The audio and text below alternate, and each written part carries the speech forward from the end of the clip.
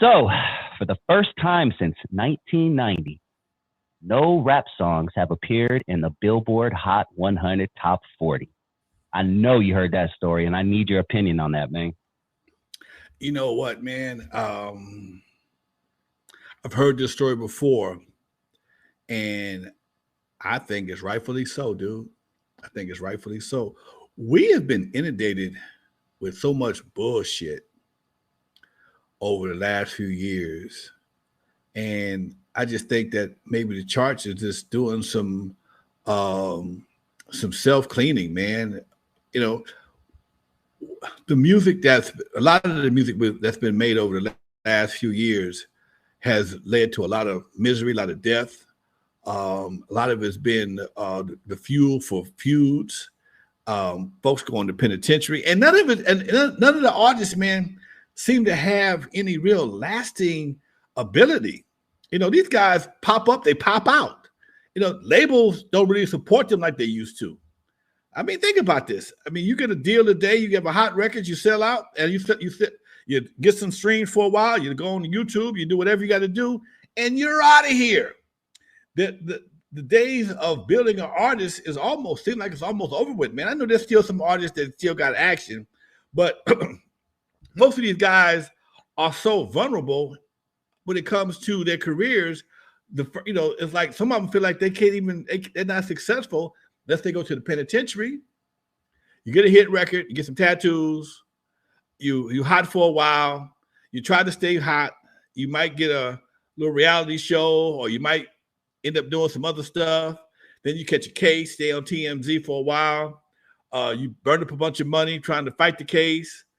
And then you got your hood problems. So you can't really tour the way you like to. You can't go everywhere you want to.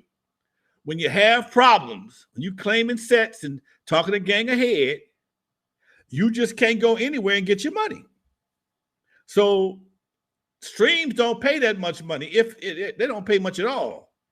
So you're stuck trying to do other things to generate money, and most of y'all don't have acting skills, so you're not converting into acting. You don't have the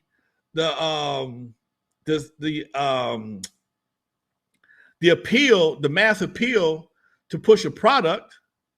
A lot of them don't even have language skills, man, to even do a commercial, dude.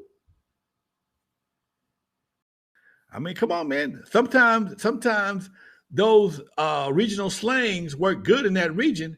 They don't translate well to the rest of the world.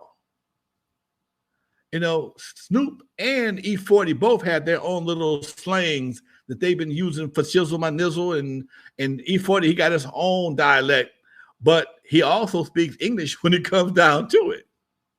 And he knows that's his regional slang, but he has enough sense to invest in his own Earl Stevens wine. Snoop got more endorsements than anybody I could think of, next to Michael Jordan and Magic Johnson. I mean, Shaq. Snoop voted everything, but Snoop speaks articulate. The dude is funny. He's likable. When you see him do an interview, he tells stories and jokes, and he makes people laugh. So he has that personality that is bigger than just his music. Yeah, he smokes weed and he does this, but he's a nice guy. I like him. And a lot of these guys, these new guys, don't have the same appeal. And like I said before, most of them come with some hood-related situations that limit their money. And that's one thing I never want to do as an artist, limit my money. And when you people trying to get behind you and support you in whatever you're trying to do, and you're making it difficult, I'm gonna find somebody else that ain't gonna be that difficult. And being on these charts, you may be hot in your region, but it's not the same as going global or just going national. You may be hot in your region because most of these guys, a lot of the artists make their subject matter geared for their region, their state, their hood, whatever the case may be. It's not a global reach. You're not trying to be Atlas, man. Atlas had the world on his shoulder.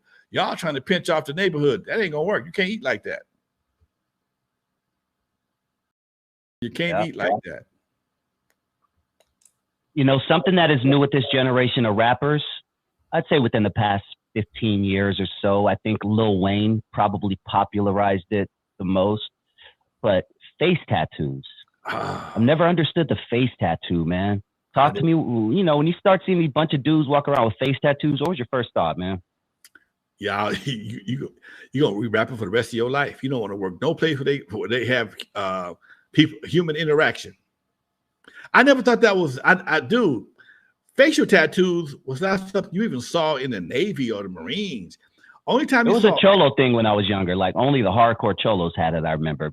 Other than that, and even I never saw that coming up. I mean, you saw the teardrop. That was a facial tattoo. Technically, that was a facial tattoo. Pretty much what. Yeah. Okay. I saw teardrops. Teardrops were kind of common, especially they started getting common in the 80s. All right. But then you would see the neck tattoos, cut along dotted line. Okay. Stuff like that. Most of the time, even then, people would have whole body art. I mean, a whole body full of tattoos and sleeves, but they would go to work and put on a long sleeve shirt. You didn't know what they had.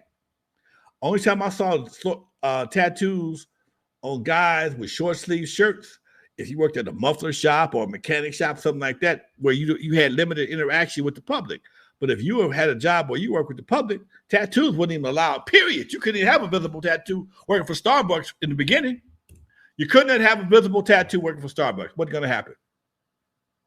And as time changes and people and policies evolve, they start letting people do more and more. And then, like always, you give a nigga a rope, give a motherfucker a rope, you think he a cowboy.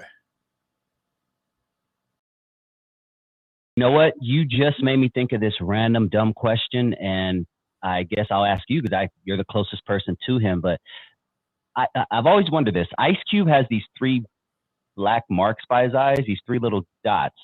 Are those like birth? What do they call them? Moles? Or are those are moles. Are those mi vida loca? Those aren't the mi vida loca thing. The 3 dots. Those are moles. Okay, they are moles. Okay, because they're perfectly placed like the mi vida loca tattoo, which a lot of people get, which is my crazy life. Okay, all right. Ice Cube. If you look at his face, he has a couple more on it too. I had them for years. I had mine removed. Okay. I had them bad. Sometimes there'd be skin tags. A lot of times, sometimes there'd be moles. And as you get older, they just start to develop. I had some. I just had one recently removed this year. It just it was like that Tiffany Haddish thing. It would. Oh yeah. Had all of them removed off my face. My family, they run in my family big time, and I just didn't like them, and I had them removed once before, about 2 or 3 years during the pandemic, and then one of them came back. One of them came back like with a vengeance. And see some of my old pictures, you'll see it. And it wasn't until earlier this year I got tired of that big ass thing on my face. I had it removed. It hadn't grown back.